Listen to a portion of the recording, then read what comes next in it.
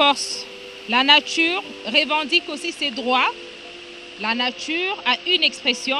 Nous sommes dans le Congo central, dans le territoire des Kassangoulou, à 43 km de la ville de Kinshasa. C'est ce lieu que nous avons choisi pour échanger avec un des habitués de votre magazine Écran Vert, le professeur Jean-Robert Bouangol.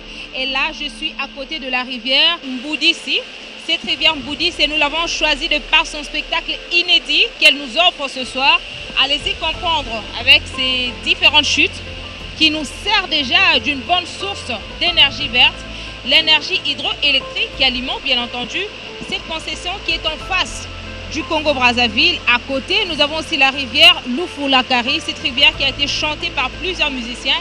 Et la renommée de cette rivière a traversé plusieurs frontières. Et c'est quoi aussi sa particularité? C'est aussi le spectacle inédit que la rivière nous offre avec ses rapides, ses chutes aussi exceptionnelles qui font vibrer ce coin du monde, le coin en face de la République démocratique du Congo, Congo-Brazzaville, Congo-Kinshasa, deux capitales les plus proches du prioritaire. Vous êtes un écolo qui militait pour la préservation et la conservation de la nature. Aujourd'hui, pour vous, c'est un coup d'accélérateur. Tout à fait.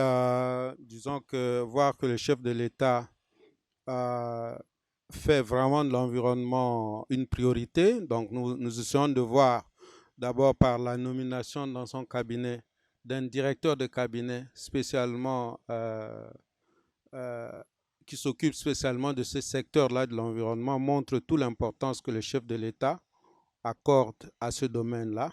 Et cela ne fait que du bien à la République et à l'écologie d'une manière générale. Alors, c'est bien de le dire, faire de l'environnement une des priorités. Mais comment faudra-t-il faire? Quelles sont les quelques pistes et solutions que vous pouvez proposer pour que ces secteurs soient porteurs de croissance économique au niveau du pays? D'abord, il faut dire que le secteur environnemental, la République démocratique du Congo, d'abord, c'est une puissance environnementale. Au jour d'aujourd'hui, il y a plus ou moins la moitié du territoire qui est couvert de forêts et c'est probablement la cinquième puissance mondiale dans ce sens. Et c'est un secteur qui est normalement générateur de revenus, soit dans le sens de l'écotourisme ou dans le sens d'une exploitation durable des forêts.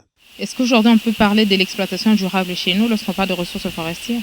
Pour le moment, c'est difficile de parler de l'exploitation durable des forêts pour le moment en République démocratique du Congo. Même si on a introduit plusieurs réformes depuis les années 80, toutes ces réformes-là sont restées souvent sur papier et quelquefois et souvent minées par la corruption dans le secteur. Et c'est pour cette raison que nous sommes encore très très loin du compte. Bon, maintenant, il ne faut pas croire que c'est de la fatalité. Ce n'est pas de la fatalité. Il faut simplement redynamiser le secteur, voir ce qui n'a pas marché et amener vers le chemin du développement. Alors nous savons que c'est parmi les présidents qui ont marqué l'histoire en République démocratique du Congo. Juste après la prise des fonctions, on a vu le président participer au sommet One Planet Summit au Kenya, à Nairobi. Et pour vous, en tant qu'écolo, c'est quoi le regard que vous avez jeté par rapport à sa participation? Bon, vous savez que le chef de l'État est arrivé à Nairobi à quelques jours seulement après sa prise de fonction. Le cabinet n'était pas encore très bien assis. Donc, nous ne pouvions pas nous attendre à ce que le président puisse parler comme un spécialiste, mais avec le temps, pour le moment, le temps faisant le larron, le chef de l'État s'imprègne davantage des faits, disons, environnementaux et je pense qu'il sera parmi les meilleurs, hein, qui sera vraiment parmi les champions dans le domaine de l'environnement dans le Il y a monde. le temps, mais il y a aussi la patience surtout. Oui, parce que le chef de l'État est vraiment passionné dans le secteur de l'environnement. Donc, vous voyez comment le secteur de l'environnement est important au niveau déjà de son cabinet politique. Donc, vous savez que ce sera certainement une réussite. Au niveau du pays, déjà une première initiative phare, on a parlé de la création des jardins scolaires. Comment vous trouvez l'initiative? Bon, moi, je vais plutôt abonder dans un sens différent, c'est-à-dire nous pouvons faire plutôt une réforme de l'enseignement en introduisant des cours qui amènent les enfants à pouvoir penser davantage à l'écologie, à la protection de la planète. Et c'est en ce moment-là que on peut avoir des éléments didactiques comme les jardins zoologiques et botaniques que nous avons pour servir pour l'enseignement de nos enfants dans les écoles primaires et secondaires. Vous savez que maintenant, la plupart de nos écoles sont maintenant exsangues. Il n'y a pas de terrain où on peut faire de la démonstration au niveau de chaque école. Ça va être plus difficile. Mais si nous faisons ça, nous mettons toutes les ressources en commun pour remettre les jardins botaniques, zoologiques de Kinshasa, de Kisantu, de Yala à l'œuvre. Nous pensons que les enfants peuvent voyager pour aller visiter ces jardins-là et avoir aussi des cours qui leur montrent d'une manière générale ce qui se passe au niveau de l'environnement global. En ce moment-là, je crois que nous aurons des enfants qui auront à cœur le secteur de l'environnement. On va prendre l'éco-découverte, on se retrouve juste après. Éco-découverte.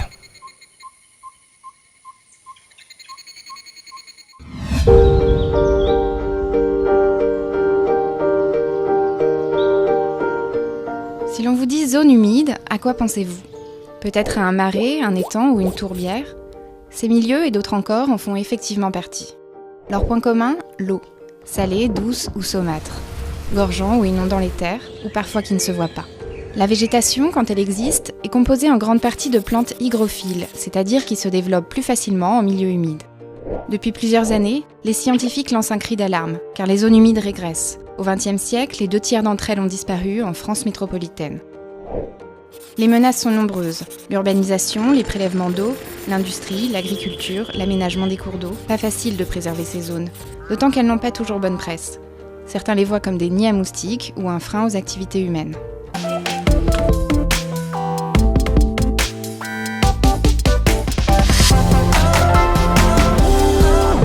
Alors, faire de l'environnement une priorité, vous êtes professeur de l'université, vous travaillez dans ce domaine de l'environnement, par quoi faudra-t-il commencer? Nous avons plus ou moins 100 millions d'hectares de forêt. On parle de 123 millions d'hectares. Il faut les protéger ou au mieux, il faut les gérer de manière durable. Donc, il faut vraiment que le gouvernement puisse se mettre à non seulement encadrer le secteur de l'exploitation forestière. Ce qui reste encore un défi à relever jusqu'ici. Tout à fait. Donc, il faut encadrer le secteur de l'exploitation forestière pour qu'il soit non seulement générateur de revenus, mais aussi générateur de développement durable. Cela voudrait dire que l'on ne puisse exploiter que la possibilité, c'est-à-dire le bénéfice écologique qu'on obtient de la forêt. Donc, la différence entre le climax et la croissance, pour permettre à ce que 30 ans après, la forêt puisse repousser. Et il faut aussi, dans le domaine, on oublie toute la pollution urbaine que nous avons. Aujourd'hui, il y a beaucoup de gens qui n'aiment pas manger le poisson qu'on pêche à Kinsuka à cause de toute la pollution que nous avons dans la ville de Kinshasa. Il faut commencer à nettoyer toutes ces rivières parce que nous n'avons plus de rivières là autour de la ville de Kinshasa. Nous avons des égouts à ciel ouvert. Il faut vraiment qu'on puisse se mettre à nettoyer.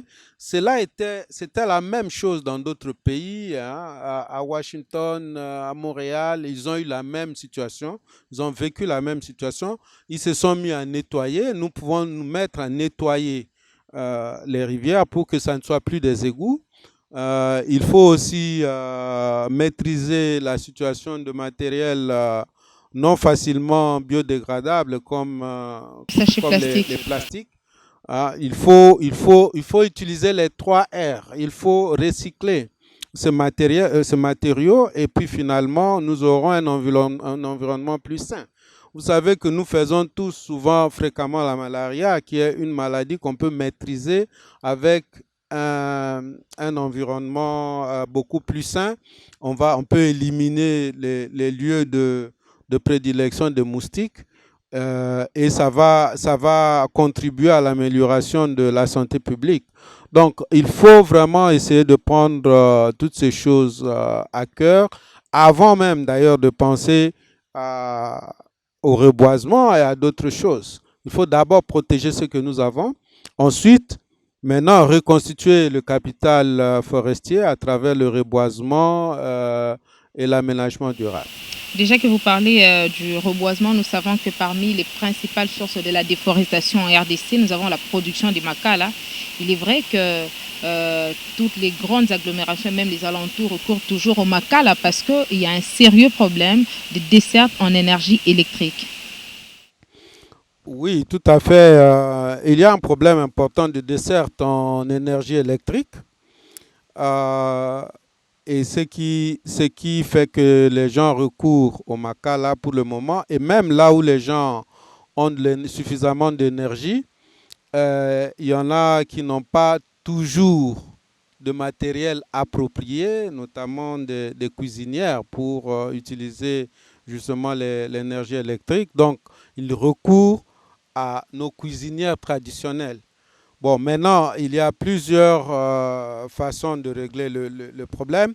La meilleure façon, c'est de revenir sur la production énergétique. Je pense que le chef de l'État, déjà dans les 100 jours, est revenu sur la question et que je pense que la SNEL a eu suffisamment d'instructions pour améliorer la desserte en énergie électrique. Mais même là, on aura encore besoin d'utiliser beaucoup d'énergie bois, disons, pour la cuisson et pour d'autres choses. Alors maintenant, il va falloir que l'on puisse penser notamment à constituer un capital à partir duquel on peut puiser justement cette énergie bois. Donc cela vient par le reboisement notamment, avec des essences à croissance rapide, ce qui a été fait et qui est fait souvent, fréquemment maintenant avec des gens sur le plateau de Batéké. Déjà, on est dans la ville de Kinshasa, parce que c'est la ville de Kinshasa qui constitue la plus importante source de pression sur la forêt. Alors, la ville elle-même, elle est assise sur du sable ocre qui est venu du Kalahari. Et là, c'est difficile de planter sur du sable. Mais je pense qu'avec les espèces à croissance rapide, les essais qui ont été faits sur le plateau de Batéké montrent que c'est possible qu'on puisse y arriver et à une production de bois énergie propre à partir de nos propres activités de reboisement. Nous savons qu'il y a un projet pilote de reboisement, c'est le projet IBI Batéké qui est géré par M. Moucheté. Nous comprenons que c'est un puits carbone, c'est un projet qui a été créé pour des fins lucratives. Aujourd'hui, qu'en est-il du marché carbone sur le plan international?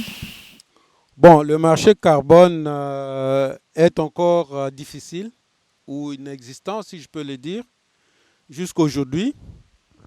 Mais il y a une lueur d'espoir avec le fonds de partenariat du carbone forestier, le FCPF, qui est géré par la Banque mondiale, qui venait de signer un accord déjà, donc un accord vente de crédits avec la République démocratique du Congo à travers le programme Maindombe. Il y a également des fonds verts qui sont créés notamment par la Société financière internationale et bientôt par le Fonds vert sur le climat. Donc, avec toutes ces activités-là et des sociétés privées qui sont en train de s'intéresser aujourd'hui au marché carbone, donc nous savons que la situation va probablement s'améliorer dans les années qui vont suivre. Mais vous savez que dans le passé, ça a été extrêmement difficile. Nous avions été obligés de négocier le crédit jusqu'à 2 dollars la tonne. Et pour l'instant, vous négociez à combien la tonne? Bon, pour le moment, nous sommes aux environs de 3 dollars, 3,25 $. Comparativement au prix initial? Oui, initialement, nous avions pensé que le crédit devrait se négocier à 8 dollars la tonne. Mais nous sommes encore en dessous de 5 dollars. Mais avec le prix qui a été négocié avec le FCPF est de 5 dollars la tonne. Et aussi, c'est à 5 dollars que nous vendons aussi dans notre projet Kenya à la Société financière internationale. Donc, nous sommes plus ou moins à 5 dollars la tonne. Et nous pensons que nous sommes en train d'ouvrir des partenariats avec d'autres sociétés commerciales dans le monde. Et nous pensons que le marché va s'améliorer dans les jours qui viennent. Ça, c'est votre optimisme. On l'espère aussi. On va prendre l'éco-créativité. Chers téléspectateurs, on se retrouve juste après. Éco-créativité.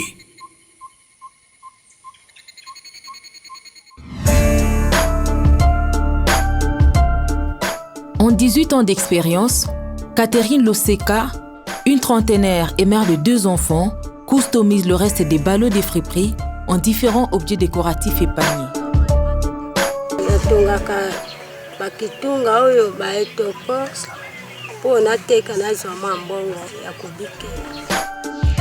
Ce sont les fils d'emballage, des ballots dont les marchés souvent jetés et parfois vendus à vil prix par les vendeuses de tombola qui constituent la matière première du travail d'artiste de Catherine.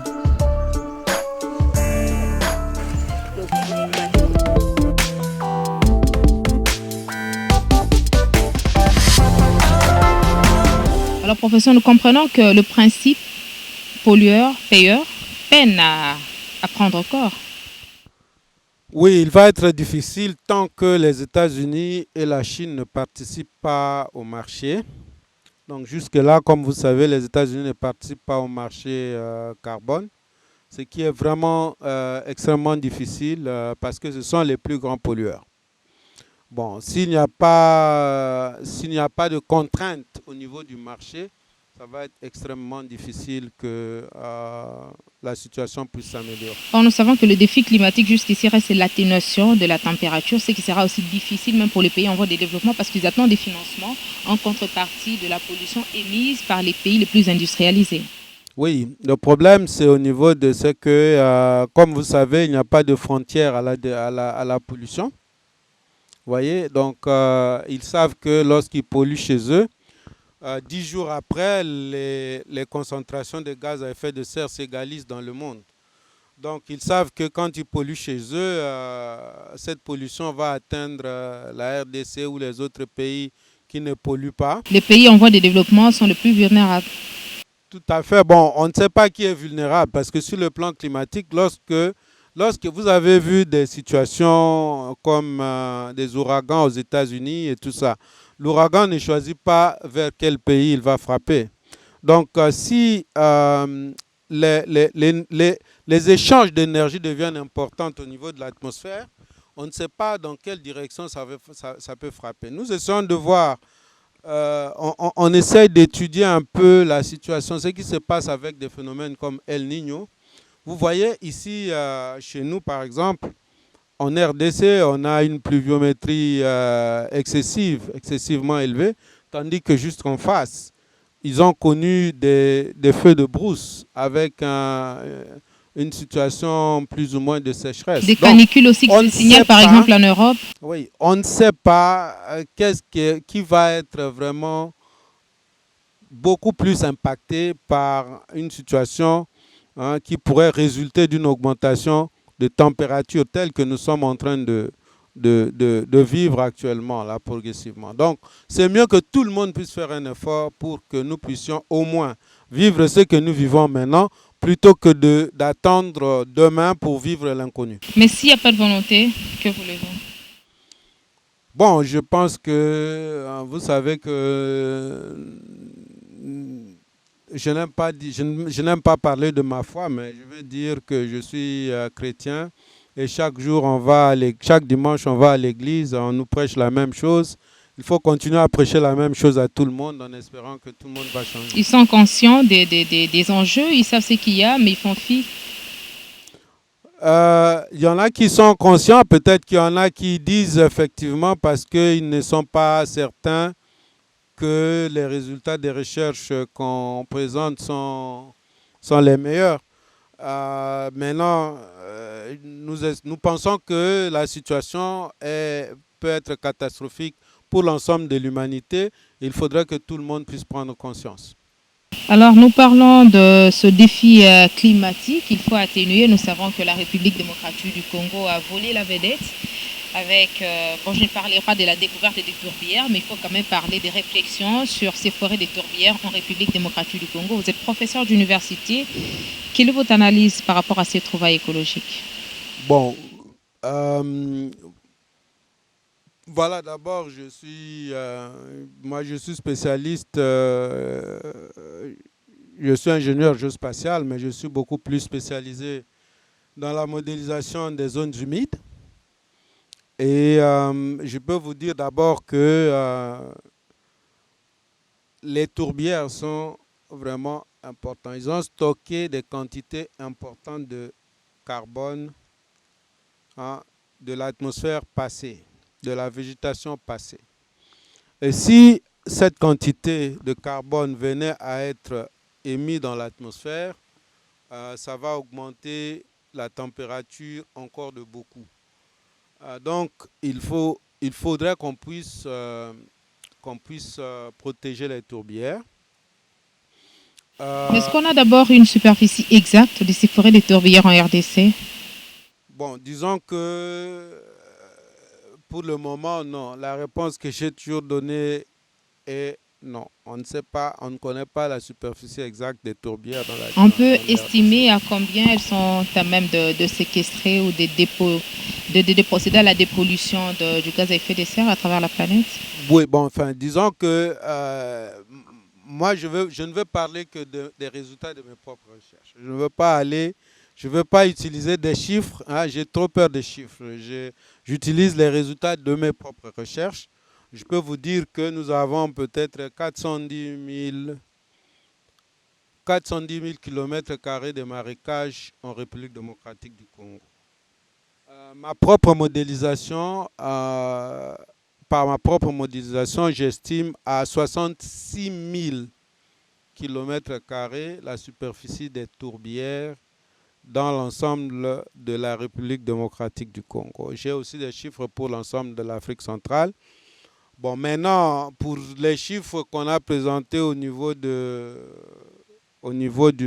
bassin du lac Tumba, lac Télé, bon, moi, je ne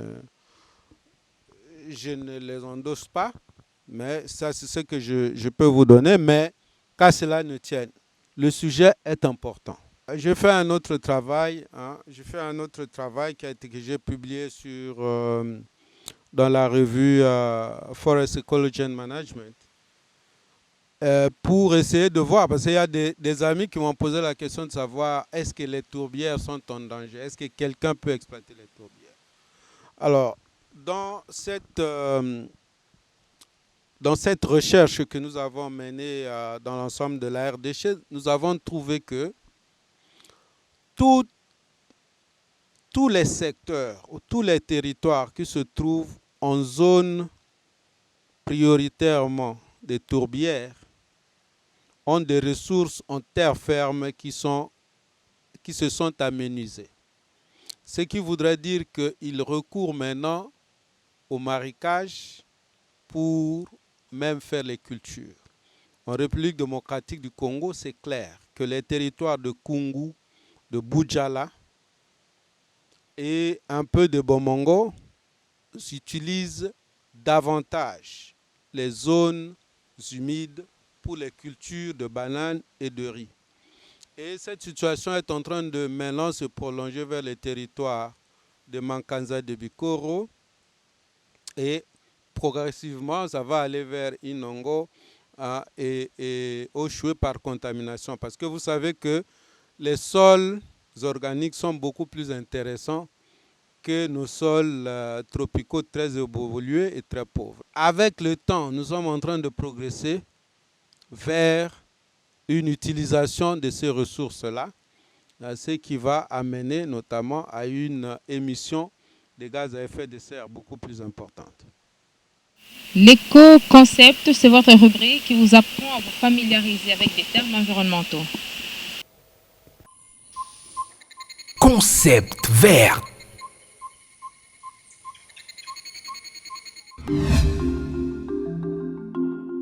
La compensation écologique, c'est un ensemble d'actions en faveur de l'environnement permettant de contrebalancer les dommages causés par la réalisation d'un projet qui n'ont pu être évités ou limités.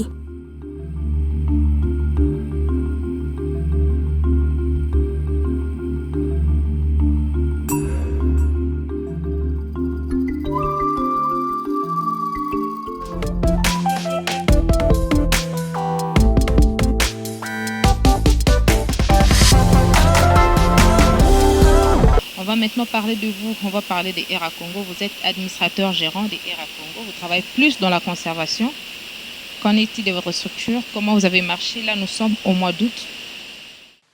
Nous avons commencé ce travail-là en 2012 et nous nous sommes donné comme objectif de pouvoir utiliser la conservation pour l'amélioration des conditions des communautés locales.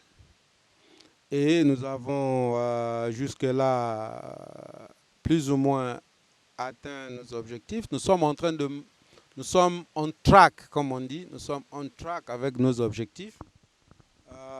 Nous avons maintenant construit plusieurs bâtiments scolaires pour les communautés dans des villages où ils ne pouvaient pas penser à avoir des écoles viables.